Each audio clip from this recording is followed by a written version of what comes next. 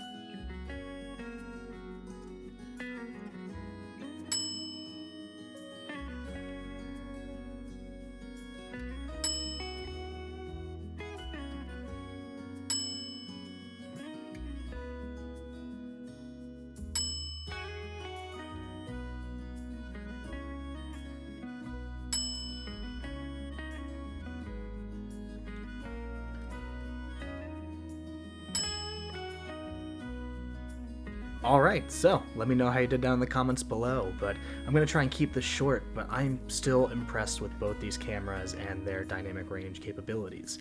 I really didn't notice any significant difference in these images, throughout the shooting process and then through the grading process. Again, you can see a little bit of that extra contrast curve in the R6, but other than that, I thought they both retained detail in the more highlight and shadow regions pretty well, and that one stop of dynamic range difference didn't really make too much of an impact, other than in one scenario when I was filming, which was when the cameras were pointed towards the sun. You can see that the R6 had a little bit more of the highlights blown out, while the S5 retained a little bit more of that detail in the clouds. But other than that, I think these cameras match well together, and I can't wait to use them more in tandem on future projects. Of course, each of these will probably also have more of a specific role in my filmmaking toolkit, so the R6 being more of a run and gun type of camera with the autofocus capabilities it has, so for weddings and events, or anything, again, run and gun, maybe fast-paced action, like stuff like Pace, where I'm following runners. The R6 might be something that's a little bit more useful in those cases, but the S5 for something that's a little bit more slower pace, like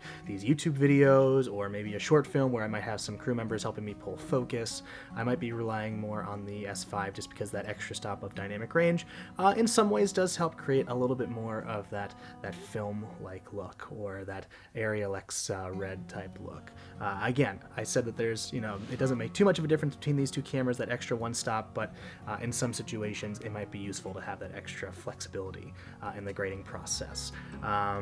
But that's about it. So again, I love these cameras. I can't wait to use them more, and I can't wait to do a little bit more deep dive into the Lumix S5 and its capabilities in the future. But until those videos, keep creating, keep having fun. I'll see you all soon.